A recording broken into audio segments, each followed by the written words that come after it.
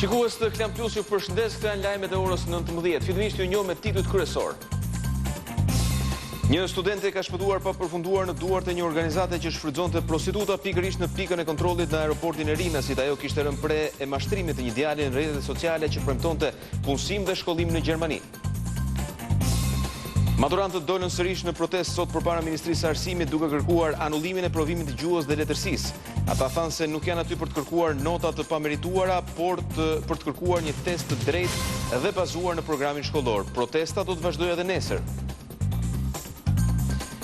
Numri i të prekurve nga koronavirusi vazhdon të rritet, çdo ditë raportohen shifrat pashënuara më parë. Në 24 orët e fundit janë identifikuar 48 persona të rinj, sipas Ministrisë së Shëndetësisë, veç rasteve që i përkasin kontakteve të mëparshme.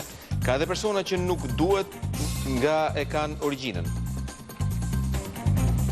Në Shtetet e Bashkuara, qeveria pritet kërkojë nga spitalet dhe kompanitë e sigurimit shëndetësor publik që të mos lejojnë ndërhyrje kirurgjikale që mundsojnë ndërrimin e seksit tek njeriu. Vendimi do të rrëzojë shumë nga ato në qeverisjen e Barack Obamës që u konsideruan arritjet e të drejtave të njeriut. Bota është para një revolucioni të vërtet për të drejtat e njeriut. Protestat e Shteteve të Bashkuara të Amerikës kanë imponuar edhe një zhvillim të ri. Akademia e çmimeve Oscar ka deklaruar se filmat që do të garojnë për çmimet duhet të kenë barazi racore, duke angazhuar njësoj aktor të bardhë dhe me ngjyrë. Ka ende 20% të tokës e cila nuk është pushtuar nga njeriu, pa llogaritur këtu polet apo territoret e egra të pajatueshme. Kjo hapësirë është ende e lirë sa i takon banimit nga njeriu. Një studim i fundit e ndan tokën në 3 kategori, nga ajo e lira tek zonat e mbipopulluara.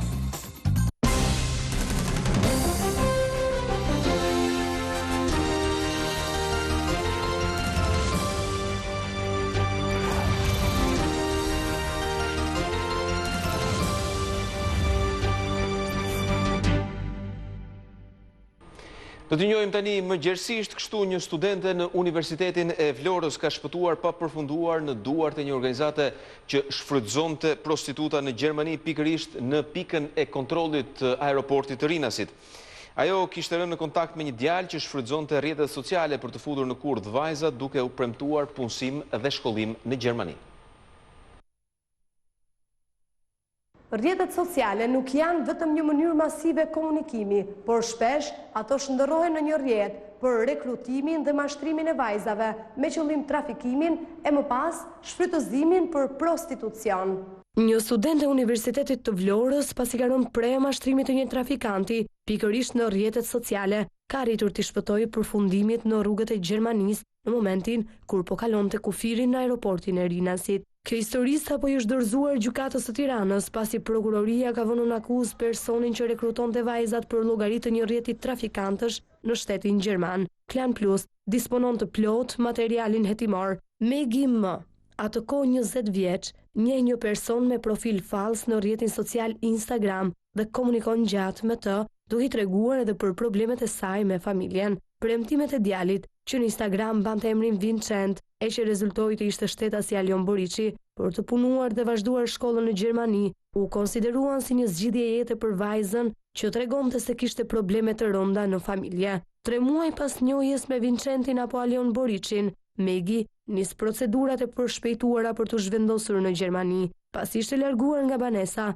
duke ardhur në Tiranë së bashku me djalin që njohu në rrjetet sociale, më 26 shtator 2019, ata i drejtohen aeroportit të Rinasit. Gjatë rrugës, Alion Boriçi shpjegon 20 vjeçares punën që do të bënte në Düsseldorf të Gjermanisë. Gjatë ditës do të shkosh në shkollë, ndërsa gjatë natës do të punosh si prostitut. Nuk mund ta bëj një gjë të tillë, më kthe në shtëpi, nuk vi të bëj të tilla punë në Gjermani. Tani ke pranuar dhe nuk ka kthim pas. Në dieni të këtij aktiviteti ishte edhe bashkëshortja e tij. Kjo del edhe në një SMS që prokuroria ka pikasur në aplikacionin WhatsApp në përdorim nga Alioni. Kjo vajzë do t'i bëj 40.000 euro. Një fakt i tillë është kundërshtuar nga poseduesi i telefonit. Boriçi do të qëndronte në Shqipëri, pasi ai bënte rekrutimin e vajzave dhe i dërgonte drejt Gjermanisë ku dikush tjetër i priste. Ai do të përcilte Megi më në aeroport, ndërsa atje do të pritej nga Zoriksi, identiteti të cilit nuk është mundur të zbardhet ende nga jetimet, ndërsa dukej se nuk kishte më kthim pas. Një dritë jeshile vjen për Megi më. Në pikën e kontrollit, emri i saj rezulton në listën e personave të denoncuar të zhdukur, pasi familja kishte denoncuar largimin nga shtëpia. Pas ndalimit, Megi M gjen guximin të denoncojë edhe Alion Boriçin. Teksa kanë kaluar më shumë se 8 muaj që kur ka ndodhur ngjarja, e vetmja që do të hedh dritë mbi të është 20 vjeçarja Megi M. Duke marrë shkas nga rastet e kaluara, ku jo rallëherë vajzat viktima kanë tërhequr denoncimet edhe pasi çështja ka shkuar në gjykatë, kjo për shkak të kërcënimeve të grupeve kriminale, do të shohim reagimin që do të ketë 20 vjeçarja. Atentati i kryer 2 ditë më parë në Tiranë ndaj Hekuran Billës është vijimi i një hakmarrje që ka nisur në Londër mes grupeve kriminale.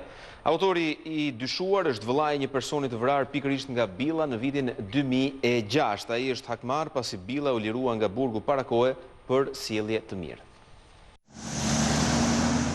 Është identifikuar autori i vrasjes së 40 vjeçarit Hekuran Billa mbrëmjen e 11 qershorit në zonën e komunës së Parisit në Tiranë, që atentatori është Viktor Marku, vëllai i 22 vjeçarit Prel Marku, personit që u vra në vitin 2006 në Angli nga viktima Billa, dhe bashkë me të u plagosën edhe 2 kushërinjtë e tij, njëri prej të cilëve pronari i një klubi, që arriti të hidhej nga kati i dytë i godinës duke shpëtuar. Vëllai i Prel Markut është shpallur në kërkim pasi policia ka shkuar në banesë për ta marrë në pyetje, por nuk e ka gjetur aty, ndërsa pas djegjes së automjetit që dyshohet jetë përdorur për të kryer vrasjen, nuk dihet drejtimi që ka marrë. Sikurse kemi raportuar edhe një ditë më parë, brenda në makinë është gjetur edhe një armë që dyshohet jetë pikërisht ajo që u zbras mbi makinën dhe trupin e Hekuran Billës. Nga pamja, por edhe nga burimet, ajo është një prodhim izraelit i markës Uzi. Kjo lloj arme është e krijuar për të qelluar në distancë të afërt, jo më shumë se 10 metra,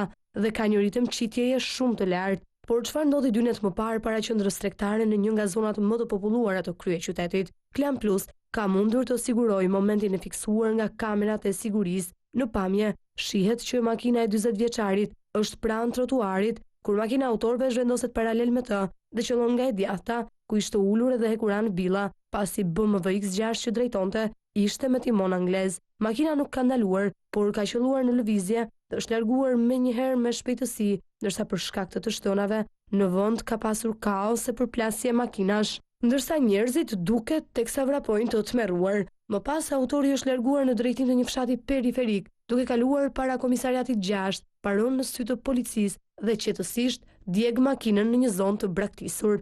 Hekuran Billa është person i njohur për drejtësinë, pasi në vitin 2006 vrau në Londër bashkëkombasin Prel Marku. Ai është liruar nga burgu vitin e kaluar, ndërsa ishte dënuar nga gjykata e Krujës me 25 vite.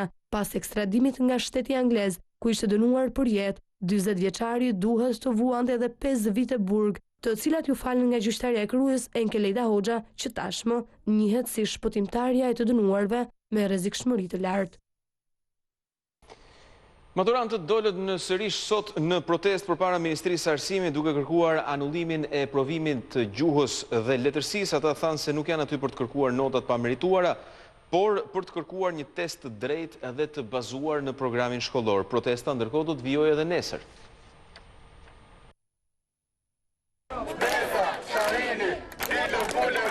Maturantët edhe ditën e sotme kanë protestuar para dyerve të Ministrisë së Arsimit. Ata janë të pakënaqur nga testi provimit të maturës së gjuhës shqipe dhe letërsisë. Qofse unë kam pas rastin që në testet të tjera të merja 8-ën edhe 9-ën, tek ai test unë mendoj se mund të marr edhe 6, edhe 5, nuk e përjashtoj fakt. Ftojmë maturant dhe jo maturant, gjimnazistë dhe jo gjimnazistë, prindër të na bashkohen protestës, sa më shumë jemi aq më të fortë bëjmë. Edhe ditën e sotme ata i kanë dërguar një listë me kërkesa Ministrisë së Arsimit, ndërkohë që kanë kujtuar ministres se ata që po protestojnë janë nxënës me rezultate shumë të larta. Ministra ka thënë që dalin protestojnë për një provim të vështirë. Provimi nuk ishte i vështirë, provimi ishte komplet i pakuptueshëm, ishte komplet ndryshe me atë që ne pristim dhe kishim mësuar gjithë të kohë. Një nxënës i nivelit jo shumë të lartë apo mesatar nuk e vret mendje të dalin në një protestë sepse shqetësohet për të ardhmen. Të gjithë nxënësit këtu shqetësohen për të ardhmen dhe unë jam një nxënëse me mesatare 10.0. Çfarë do konkurosh? Unë do konkuroj për inxhinieri, por dje u binda plotësisht që unë do largohem nga Shqipëria. Në protestën e tyre nuk mungoi as gjuajtja me vezë ndaj godinës së ministrisë.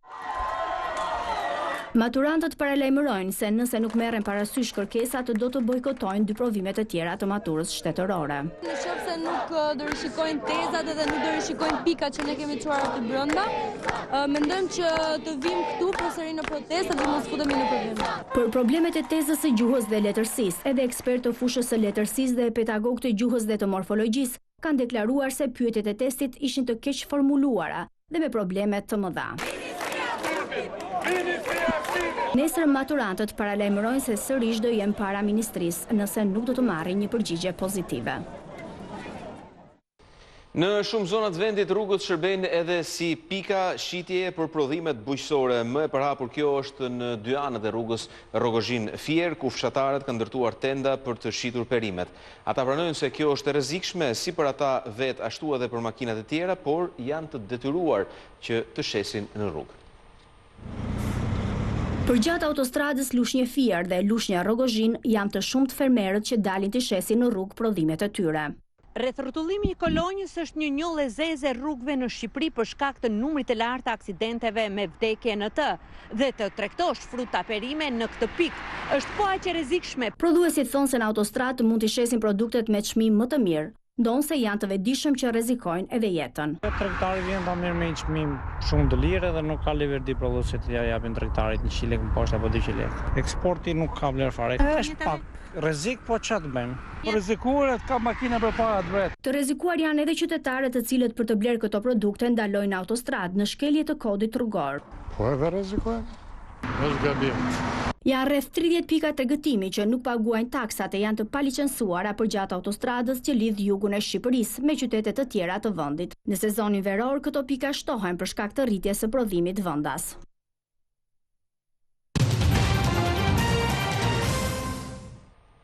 Do të flasim tani për situatën më të fundit nga koronavirusi në vend, kështu numri të prekurve vijon të rritet, çdo ditë raportohen shifra të pashënuara. Më parë dhe në 24 orët e fundit janë identifikuar 48 infektuar të rinj, një shifër rekord, sipas Ministrisë së Shëndetësisë, veç rasteve që i përkasin kontakteve të mëparshme, ka edhe persona që nuk dihet nga e kanë origjinën e infektimit.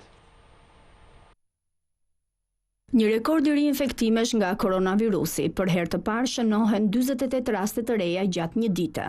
Shqetësuese për autoritetet është se një pjesë e tyre janë raste të reja. 24 raste në Tiranë, 8 në Krujë, 4 në Durrës, 3 në Fier, 2 në Lezhë, 2 në Puk, 3 në Kamës, 1 Gjirokastër, 1 Elbasan. Ka dhe shumë raste të reja të cilët janë në proces hetimi. Në Tiranë, Krujë, Fier, Durrës, Kamës.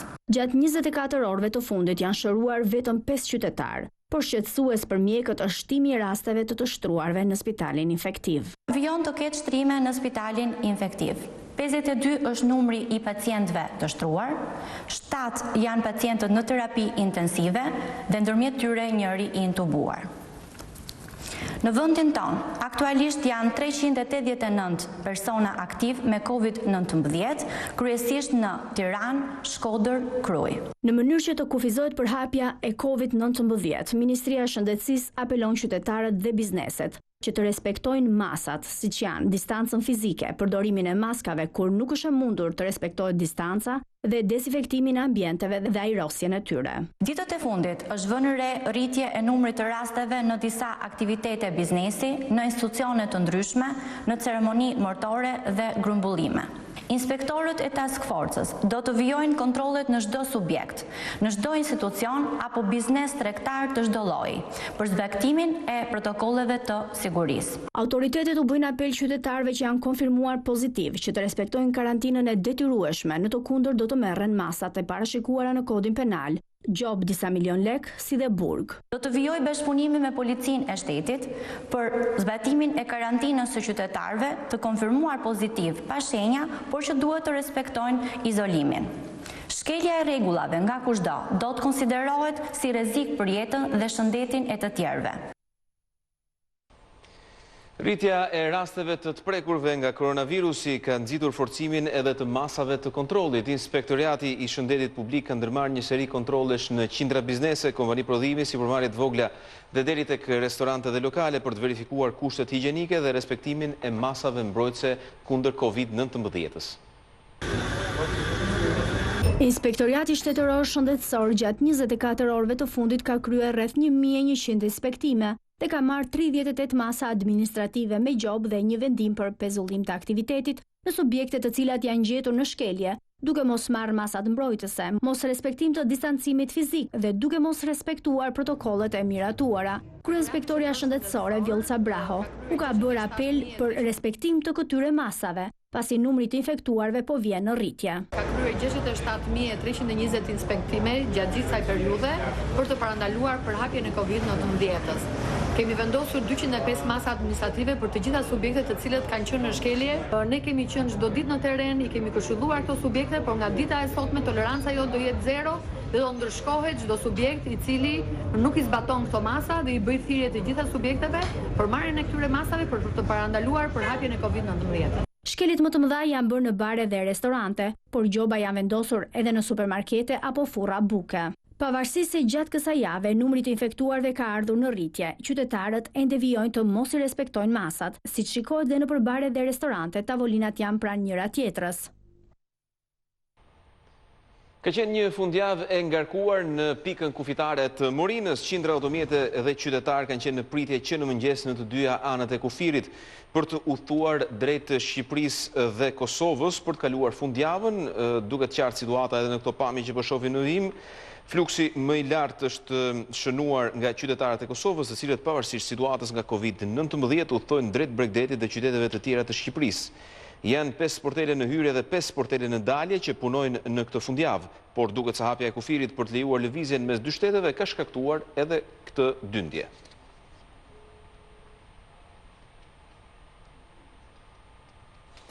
Në Çadra dhe ende pa përgjigje konkrete se çfarë do të bëhet me shtëpitë e tyre. 10 familje në Mans të Durrësit, banesat e cilëve u dëmtuan nga tërmeti nëntorit, janë në pritje të rindërtimit apo shembjes së shtëpive për t'i ndërtuar ato nga e para, por deri tani asnjëra nuk ka ndodhur.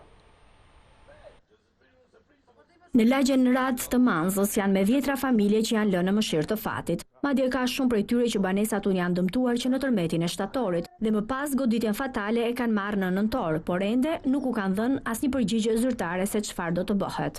Jetesa në Çadër është shumë e vështirë dhe tani në ver, pasi bëhet shumë vap. Banorët ankohen se edhe në periudhën e izolimit nga koronavirusi, edhe pse janë pensionistë dhe të sëmur, askush nuk ka ardhur në ndihmë. Situata e keqe, pa ushqime, pa ilaçe. Nuk ka ardhur kush që të shikojë. Hiç.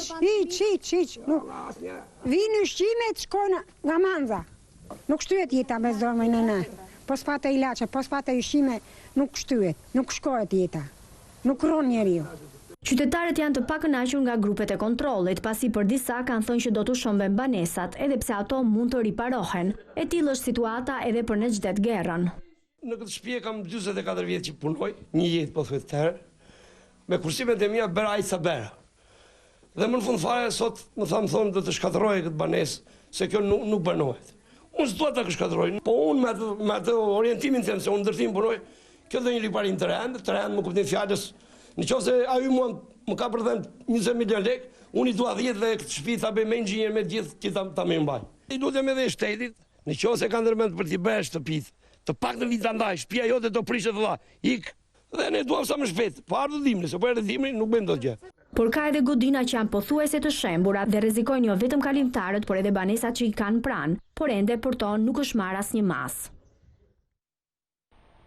Në Baldush, kryetari i Bashkisë së Tiranës Erion Veliaj i ka dorëzuar çelësat e shtëpisë së re një familje të dëmtuar nga tërmeti. Ai tha se do të nxjerrim së shpejti vendimin për prishjen e 41 godinave që janë konsideruar si të pariparueshme.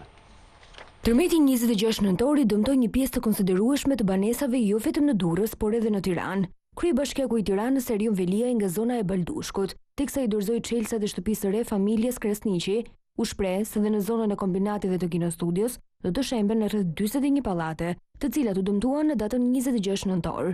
Sipas tij, shumë shpejt do të nisë puna për riparimin e pallateve të dëmtuara, ndërsa garantoi familjet e prekura se do të vijojnë të marrin bonus qiraje 100%. Pandemia, tërmetet, përmbytjet, thatësira, rreshtit, pra të gjithë këto fenomene na kanë mësuar që t'i bëjmë gjërat më mirë edhe më të rezistueshme në të ardhmen. Ndaj nuk do marrim riske, siç nuk morëm riske teatri, siç nuk morëm riske Sami Frashi, siç nuk morëm riske shkolla në 5, nëse ekspertët, jo gjithologët që janë çdo natë në televizor dhe japin mend, po nëse ekspertët thonë që kjo nuk mban, atëherë ne bast me fatin dhe me natyrën nuk do vëmë.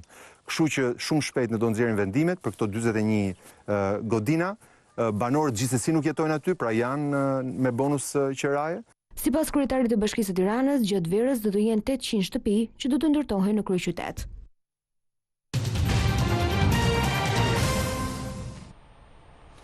Në Shtetet e Bashkuara të Amerikës, qeveria pritet që të kërkojë nga spitalet dhe kompanitë e sigurimit shëndetësor publik që të mos lejojnë ndërhyrje kirurgjikale që mundsojnë pranëndërimin e seksit tek njeriu. Administrata e presidentit amerikan Donald Trump do të miratojë një rregullore në lidhje me personat të cilët duan të ndërrojnë gjininë e tyre. Në bazë të kësaj rregulloreje, nuk do të lejohet që spitalet dhe kompanitë e sigurimeve që marrin fonde federale të bëjnë operacione për të shndërruar në mashkull ose femër në mënyrë artificiale. Nëse kjo gjë do të miratohet, rrëzon vendimet e marra gjatë qeverisjes së Barack Obamas për të luftuar diskriminimin seksual në kujdeset shëndetësor për persona transgjinor. Gjatë qeverisjes së Obamas, gjinia u përcaktua si ndjenjë e brendshme për të qenë mashkull, femër, kombinimin ose asnjërin prej këtyre. Në këtë mënyrë, spitaleve ju kërkohej që të bënin operacione për njerëzit që donin të ktheheshin në mashkull ose në femër. Kështu, institucionet i siguronin atyre dhe trajtime të tjera mjekësore. Disa organizata kanë njoftuar se do të sfidojnë ndryshimin. Grupet e të drejtave të njerëzit kanë njoftuar se do të hapin një proces gjyqësor për të anuluar një vendim të tillë. Gjithashtu dhe Unioni Amerikan për Liritë Civile do të padisë vendimin. Roger Severino, avokat për të drejtat civile, shprehur se personat transgjinor duhet të mbrohen dhe të respektohen. Ai ka përthirrje administratës amerikane të ndalojë diskriminimin që u bëhet këtyre njerëzve për shkak të racës, ngjyrës, origjinës, moshës, aftësisë së kufizuar dhe faktorëve të tjerë. Sipas The Guardian, grupet LGBTI kanë deklaruar se kërkojnë nga qeveria që statusi që ata përfaqësojnë të mbrohet dhe të respektohet. Madje të jepet mundësia për të marrë shërbime mjekësore sa herë të jetë nevoja për sëmundjet e zemrës ose diabetin. Jo vetëm kaq, por administrata e Trump në bazë të kësaj rregullore i heq atyre të drejtën për të kryer shërbimin ushtarak qoftë për burra ose gra trans. Ky vendim vjen për 4 vjetorin e ngjarjes së rëndë në Orlando, në Florida, ku një person vrau me armë zjarre 49 njerëz në një klub nate për personat gay. 4 gjahtar në Uganda rrezikojnë dënimin me burim të përjetshëm dhe $5.4 milion gjob për vrasjen e një gorille të rrallë që konsiderohet fakt një specie në zhdukje. Gorilla ka qenë 25 vjeç dhe jetonte në një park kombëtar. E shohim këtë ngjarje në kronikën e vijim. Një ndër gorillat më të rralla në botë, në Uganda, i quajtur Rafiki, është vrarë. Sipas asaj që raporton CNN, 4 gjuetar janë vënë në prangët e policisë dhe do të përballen me burgim të përjetshëm si dhe do të paguajnë një gjop $5.4 milion nëse shpallen fajtor për vrasjen e një specie në zhdukje. Rafiki, që besohet se ishte 25 vjeç, ishte pjesë e grupit të famshëm të gorillave Nkuringo, që jeton në parkun kombëtar Buindi Impertable, i cili është shumë i frekuentuar nga turistët. Sipas autoritetit të jetës së egër në Uganda, gorilla u raportua i zhdukur në datën 1 qershor. Një grup ekspertësh gjurmoi një person në një fshat pranë parkut, ku u gjet edhe një mjet i mpret, me të cilën mendohu se është vrarë edhe gorilla. Një raport pas vdekjes zbuloi se mjeti me të cilën ishte përdorur i ka dëmtuar gorillës organet e brendshme. Personat e dyshuar kanë rrëfyer se gorilla i ka sulmuar dhe për të vetë mbrojtur ata i kanë gjuajtur. 4 personat janë në pritje të gjykimit, por ende nuk është e qartë se me çfarë akuzash do të përballen. Autoriteti i jetës së egër në Uganda e ka përshkruar vdekjen e Rafikut si një goditje shumë e madhe. Këto lloje gorillash janë ndër më të vjetrat në botë. Lloji i gorillave malore është i kufizuar në zonat e mbrojtura në Republikën Demokratike të Kongos, Ruandës dhe Ugandës. Pjesë e parkut kombëtar Buindi Impertable janë edhe 8 gorilla femra, 3 këlysh dhe 2 gorilla meshkuj të njëjtit lloj.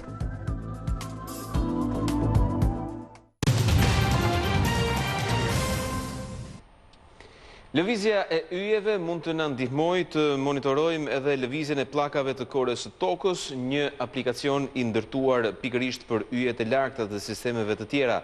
Mund të na japë të dhëna edhe për tërmetet në thellësi të mëdha të planetit tonë.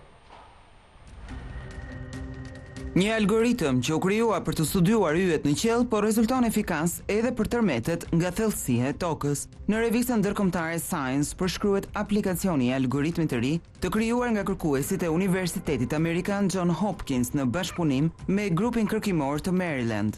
Quhet Sequencer dhe u ideua për të analizuar të dhëna astronomike në sasi tej të larta, por mund të përdoret në analizimin edhe të informacioneve dhe statistikave të mbledhura në 30 vitet e fundit nga mira e mira sisteme sismike që regjistrojnë vibrimet e kores së tokës pas tërmeteve. Sipas ekspertëve, mund të shfrytëzohet për të vërtetuar edhe sinjalet e dobta me saktësi më të lartë të qartë në shkallë globale, e më pas për të ndërtuar një sistem apo hartë në brendësi të planetit ton deri në 3000 metra thellësi. Deri më tani, nëpërmjet algoritmit janë dalluar rajonet më të nxehta të mantelit të tokës, veçanërisht në zonat e oqeanit paqësor në afërsi të Havajit. Ka ende 20% të tokës që nuk është pushtuar nga njeriu, pa llogaritur këtu polet apo territoret e egra të pajetueshme. Kjo hapësirë është ende e lirë sa i takon banimit nga njeriu. Një studim i fundit e ndan botën në 3 kategori, nga ajo e lira tek zonat e mbipopulluara. Vetëm 20% e planetit ton është e lirë, ndërsa pjesa tjetër e tokës, pra jo pak por 80% është e pushtuar nga prezenca njerëzore. Këtu sigurisht përjashtohen zona ekstreme si polet, shpella, maja male shumë të larta, apo aty ku kushtet atmosferike bëjnë të pamundur mbi jetesën e njeriut. Një grup kërkuesish të Davis, pjesë e Universitetit të Kalifornisë, por edhe grupe të tjera nga e gjithë Shtetet e Bashkuara të Amerikës, kanë realizuar një analizim të detajuar të 4 hartave statistikore mes viteve 2009 deri në 2015 mbi shtrirjen e aktivitetit të njeriut në mbar planetin ton. Dhe nga të gjitha këto kalkulime ka dalë në pas se prezenca e aktivitetit human nuk ekziston në vetëm 20% të tokës son. Hartëzimi është ndarë në 3 pjesë. Në zonën e parë, prania njerëzore nuk ekziston ose është e papërfillshme dhe bëhet fjalë për ato raste kur mund të jenë të populluara vetëm nga tribu indigjene. Mirë po gjurma njerëzore në këto kushte nuk ndikon as pak në natyrë dhe ekosisteme, pasi nuk ekziston qëllimi tregtar dhe supremacia është pikërisht e natyrës, e cila mbetet e pandryshuar. Ndarja vijon me zonën 2, që është emërtuar pjesërisht e pushtuar nga njeriu, ku bëjmë pjesë zona rurale të largëta ku praktikohet ende bujqësia dhe blegtoria lokale, por me mjete deri diku primitive. Kjo pjesë zë rreth 45% të tokave të planetit, ndërsa pjesa e mbetur është ajo e kolonizuar plotësisht nga njeriu. Ishujt koralor nuk mund të zhduken si pasojë e rritjes së nivelit të oqeaneve nga ngrohja globale. Një studim i fundit tregon se ata kanë aftësinë të qëndrojnë pezull në ujë dhe të pluskojnë duke u ngritur bashkë me nivelin e ujit. Ishujt koralor ngrihen në nivel së bashku me oqeanet duke pluskuar. Sipas një simulimi të publikuar në revistën Science Advances nga Universiteti Britanik Plymouth në bashkëpunim me Universitetet Kanadez dhe ata të Zelandës së Re, rezulton se këta ishujt të vegjël i rezistojnë në mënyrë natyrale ngritjes së nivelit të detit apo oqeanit në këtë rast, duke u ngritur njëkohësisht fal sedimenteve që uji depoziton në sipërfaqen e tij. Simulimet janë kryer mbi grupin e ishujve koralor Tuvalu në oqeanin paqësor për të vëzhguar sjelljen në bazë të ngritjes së nivelit të oqeanit. Rezultatet tregojnë se pavarësisht se kjo tipologji mendohej se ishin ndër më delikatët për zhdukje si pasojë e ndryshimeve klimatike, ato reagojnë në sinkron me oqeanin duke i rezistuar rreziqeve. Sipas njërit prej autorëve, Maslink, akumulimi i sedimenteve të transportuara nga ujërat mund të ndikojnë në ngritje të vetë këtyre ishujve duke evituar zhytjen dhe e gjitha kjo përmes një përshtatje tërësisht natyrale.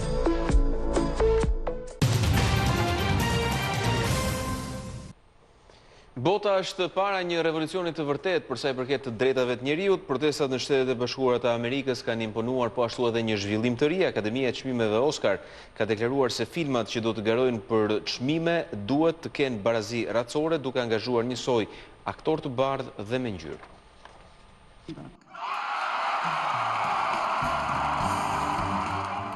Pasi është kritikuar ndër vite në lidhje me mungesën e filmave me aktor me ngjyrë, dhe tashmë ku lufta kundër racizmit ka marrë përmaset e një revolucioni, Akademia Oscar ka ndërmarrë një vendim shumë të rëndësishëm.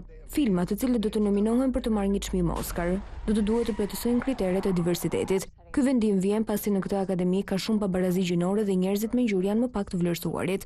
Në 5 vitet e ardhshme do të ndërtohet një grup ekspertësh, të cilët do të nxjerrin udhëzimet dhe kriteret e diversitetit për filmat konkurrues. Nëpërmjet një deklarate theksohet se grupi do të bashkëpunojë me Guild Productions në SBA për të krijuar standarde përfaqësimi dhe përfshirjeje.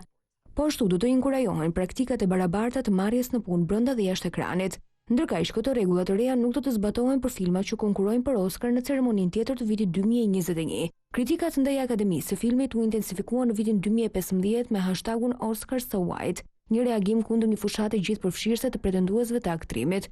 Akademia u përgjigj pjesërisht duke dyfishuar numrin e njerëzve me ngjyrë në radhët e saj. Megjithatë, deri në vitin 2019, vetëm 32% e afërsisht 8.000 anëtarëve të saj ishin njerëz me ngjyrë. Në këtë mënyrë, Hollywoodi është duke reflektuar për mungesën e diversitetit. Kjo edhe pas protestave antiraciste pas vrasjes së afroamerikanit George Floyd. Kujtojmë se në fillim të kësaj jave shërbimi i transmetimit HBO Max tërhoqi filmin fitues të Oscarit bashkë me Erën.